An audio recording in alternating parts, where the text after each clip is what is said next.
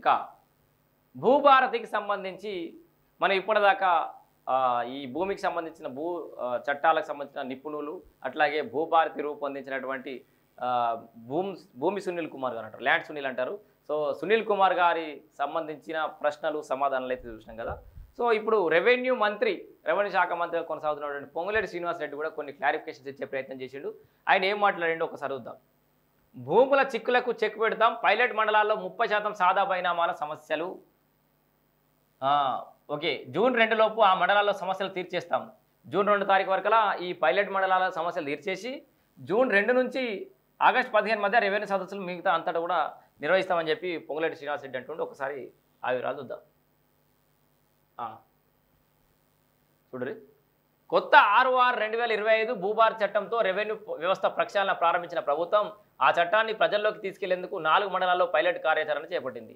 ఆ మండలాల్లో వచ్చే స్పందనల ఆధారంగా కొత్త చట్టంలో సవరణలు చేరుంది. ఈ నేపథ్యంలో భూభారతితో సమస్యలు పరిష్కరించే తీరు, భవిష్యత్తులో ఉనగూరే ప్రయోజనాలు, కొత్త సాఫ్ట్వేర్ తదితర అంశాలపై రెవెన్యూ, గృహ నిర్మాణ, సమాచార శాఖ మంత్రి పొంగులేటి శ్రీనివాసరెడ్డి అనేక అంశాలు వెల్లడించాడు. అవేదో చూద్దాం. సో ధరణి కారణంగా ఎదురైన సమస్యలన్నీ తొలగించి భూ యజమానులకు భరోసా కల్పించేలా ROR 2025ని భూభారతి చట్టాన్ని తీసుకొచ్చామని మంత్రి తెలిపారు. రైతులకు, పట్టాదారులకు పూర్తిగా రక్షణ కల్పిస్తామని భరోసా ఇచ్చారు. జూన్ 2 లోపు పైలట్ మండలాల్లో రెవెన్యూ సమస్యలు తీరుస్తామని చెప్పారు. సో అర్థమైందా? జూన్ 2 తారీఖు వరకునేమో ఈ పైలట్ మండలాలు ఏవైతున్నాయో అక్కడ అన్ని ఆల్రెడీ అప్లికేషన్లు తీసుకురు. వాళ్ళు అన్ని 30% సాదా బైనామా సమస్యలు ఉన్నాయట. అవి క్లియర్ చేసి తర్వాత జూన్ 2 తారీఖు నుంచి 15 తారీఖు దాకా మళ్ళీ అన్ని జిల్లాలలో రెవెన్యూ సదస్సులు నిర్వహించి అవిలను కూడా క్లియర్ చేసే ప్రయత్నం చేస్తారు.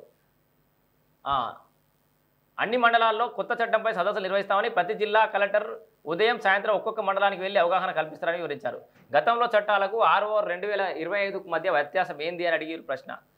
ROR చట్టాలు 2020కి ముందు వరకు పట్టదారులకు పూర్తి భద్రత కల్పించేలా అమలయ్యాయి. ఈ చిన్న చిన్న తప్పులు ఉంటే సరిదిద్దారు. కానీ ROR 2020 ధరణి ఏర్పాటు చేశాక నిబంధనలు రూపొందించలేదు. 3 మాడ్యూళ్లలో ధరణి ప్రారంభించి వాటి సంఖ్య 35 వరకు పెంచారు.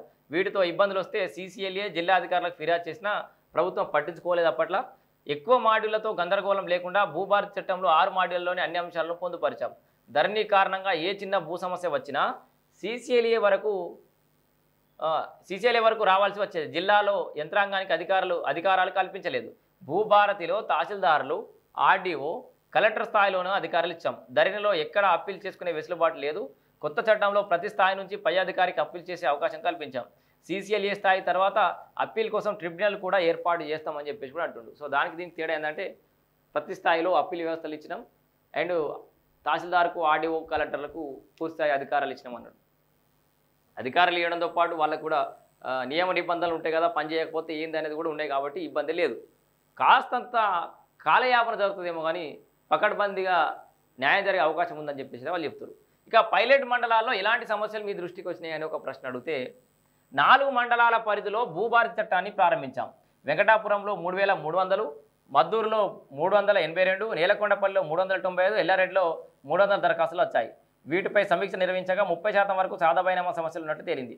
తెల్ల కాగితాలు, రెవెన్యూ స్టాంప్ కాగితాలపై జరిగిన సాదా బైనామా కొనుగోళ్ల క్రమబద్ధీకరణకు గత ప్రభుత్వం ప్రజల నుంచి 9.26 లక్షల దరఖాస్తులు స్వీకరించింది. కానీ ROR 2020 చట్టంలో ఈ అంశాన్ని చేర్చకపోవడంతో కోర్టు ఈ ప్రక్రియను నిలిపేసింది. ప్రస్తుతం ఆన్లైన్లో ఉన్న వాటిని కొత్త చట్టంతో పరిష్కరిస్తాం. ఆల్రెడీ ఆన్లైన్లో ఉన్న వాటిని కొత్త చట్టంతో పరిష్కరిస్తాం అంటాడు. రెవెన్యూ వ్యవస్థ బలోపేతానికి ఎలాంటి చర్యలు తీసుకుంటున్నారు అని చెప్పేసి మంత్రి పొంగులేటి శ్రీనివాసరెడ్డి గారిని ప్రశ్నించగా, భూభారతి ద్వారా పకడ్బందీ వ్యవస్థ ఏర్పాటు అవుతోంది. గ్రామ స్థాయి నుంచి రెవెన్యూ వ్యవస్థను పటిష్టం చేస్తాం. గత ప్రభుత్వంలో సీఎం తన బంధువులకు సంబంధించిన ఓ గ్రామంలో రెవెన్యూ అధికారి మాట వినలేదని 10,956 ఓకే తన బంధువులకు సంబంధించిన ఒక గ్రామంలో రెవెన్యూ అధికారి ఆయన మాట వినలేదట. ఈయనందుకే 10,956 రెవెన్యూ గ్రామాల్లో పనిచేస్తున్న VRO, VRLను ఒక్క కలంపోటుతో రద్దు చేసి సుమారు 4,000 మందిని రోడ్డున పడేశారు. మేము వీరందరికీ న్యాయం చేశాం. భూముల కార్యకలాపాలపై పర్యవేక్షణకు ప్రతి గ్రామానికి ఒక రెవెన్యూ అధికారిని ఏర్పాటు చేస్తున్నాం. ప్రతి రైతు భూమికి భూదార్ సంఖ్యను ఇవ్వాలని యోచిస్తున్నాం. భూములకు ఖచ్చితమైన మ్యాప్ లేకపోవడం దీనికి కొంత ఆటంకంగా ఉంది. మొదటి విడత పైలట్ మండలాల్లో తాత్కాలిక భూదార్ నంబర్ జారీ చేశాక రాష్ట్ర వ్యాప్తంగా కూడా అమలు చేస్తామంటుడు. ఇంకా గ్రామాల సరిహద్దులను చేయడానికి కార్యాచరణ ఉందా? సో విలేజ్లకు సంబంధించిన సరిహద్దులను సరి చేయడానికి ఏమైనా కార్యాచరణ ఉందా భూభారతిలో అడిగారు. గతంలో గ్రామ మ్యాప్లు నక్షాలు ఉన్నాయి. ప్రస్తుతం గ్రామాలు పట్టణాల విస్తీర్ణం పెరగడంతో వాటి స్వరూపమే మారిపోయింది. దీనిపై సర్వే ఆఫ్ ఇండియాతో చర్చించాం. రాష్ట్ర వ్యాప్తంగా పట్టణ గ్రామీణ ప్రాంతాలతో కూడిన 10 ప్రాంతాల్లో నమూనా కార్యాచరణ చేపడతాం. ఏరియల్ ఫోటోలు పాత మ్యాప్లు బేరుజు వేసి సరిహద్దులు నిర్ధారిస్తాం.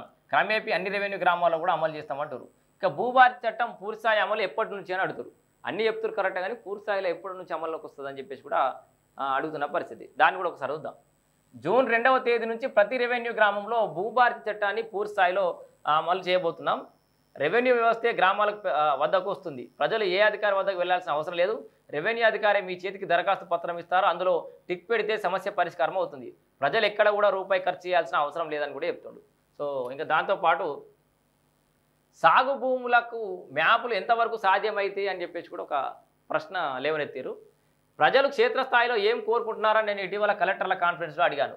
భూమి సరిహద్దుతో పాటు మ్యాప్తో కూడిన పాస్ పుస్తకాలు కావాలని ప్రజలు రెవెన్యూ సదస్సులో కోరుకుంటున్నారంటూ కలెక్టర్ వివరించారు. ఇది మంచి పద్ధతి. మా అభిప్రాయాలు ఏవి ప్రజలపై రుద్దడం లేదు. దీనికోసం సర్వే వ్యవస్థ పటిష్టం కావాలి. గత ప్రభుత్వ పాలనలో ఆ వ్యవస్థ క్షీణించింది. ప్రైవేట్ లైసెన్స్ ఉన్న వారు కూడా కలిపితే కొన్ని పొరుగు రాష్ట్రాల్లో 10,000 మందికి పైగా సర్వేయాలు ఉంటే మన రాష్ట్రంలో 382 మాత్రమే ఉన్నారు. మా ప్రభుత్వం వచ్చాక 1000 మంది నియమించే ప్రక్రియను ప్రారంభించాం. గణితంతో ఇంటర్ విద్యార్హత ఉన్న వారిని వివిధ పరీక్షల ద్వారా ఎంపిక చేసి సర్వే ఆఫ్ ఇండియా సంస్థలో 90 రోజుల పాటు శిక్షణ ఇప్పిస్తాం. సర్వే రుసుం కూడా పక్క రాష్ట్రాల కన్నా తక్కువగా ఉండేలా చూస్తాం. సో అండ్ కొత్త సాఫ్ట్వేర్ కార్యాచరణ ఎలా ఉండబోతుంది అని అంటారు. ధరణి పోర్టల్లో లోపాలను సరిచేసి దాన్ని ఉన్నతీకరించాం. విదేశీ సంస్థ చేతుల్లో ఉన్న పోర్టల్ను ఎన్ఐసికి అప్పగించాం. భూభారతి పోర్టల్ను భవిష్యత్తుకు సరిపోయేలా కొత్త సాంకేతికతతో తీసుకొచ్చేందుకు టెండర్ నిర్వహించి స్వదేశీ సంస్థకు అప్పగిస్తాం. సో కొత్త సాంకేతికత వచ్చాక ప్రస్తుతం ఉన్న 6 మాడ్యూళ్లలో దేనిలో దరఖాస్తు చేసినా సమస్య పరిష్కారం అయ్యేలా ఉంటుంది. సో అది ఇంకో కొత్త సాఫ్ట్వేర్. ఇప్పుడైతే ఏం లేదు, ధరణిని కొంత మార్చి ఈజీగా చేసి మనం ముందర పెట్టారు. ఆల్రెడీ ధరలో ఉన్నటువంటి డాటాను దీంట్లో తీసుకొచ్చారు. ప్రతిదానికి రూల్స్ ఫ్రేమ్ చేశారు. ఇప్పుడు తర్వాత ఈ లేటర్ అని ఇప్పటికిప్పుడు మొత్తం ఆపేస్తే ఇబ్బందులు అవుతాయి కాబట్టి దీన్ని కంటిన్యూ చేస్తారు.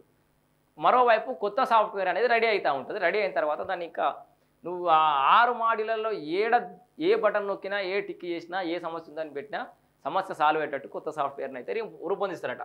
సో మొత్తానికి భూముల చిక్కులకు చెక్ పట్టబోతున్నామని చెప్పేసి అయితే కాన్ఫిడెంట్గా రెవెన్యూ అండ్ గృహ నిర్మాణ శాఖ మంత్రి పొంగులేటి శ్రీనివాసరెడ్డి అంటుండు. అండ్ జూన్ 2 తారీఖు లోపల ఈ పైలట్ మండలాలలో ఏదైతే సమస్యలు తీసుకుంటారో అవన్నీ క్లియర్ చేస్తారు. జూన్ 2 తారీఖు నుంచి 15 తారీఖు దాకా అన్ని ఏరియాలలో కూడా ఈ రెవెన్యూ సదస్సులు అన్నీ జరుగుతాయి. చాలా జాగ్రత్తగా ఉండరు. జూన్ 2 తారీఖు నుంచి 15 తారీఖు లోపల ప్రతి మండలంలో రెవెన్యూ సదస్సు అవుతుంది. ఖచ్చితంగా అందరూ హాజరు కాండి. అక్కడ సమస్యలు ఏమన్నా ఉంటే ఆర్జీలు పెట్టుకోండి. ఏమన్నా సాల్వ్ అయ్యే అవకాశం ఉంటే అయితే. సో ఇది భూములకు సంబంధించిన విషయం.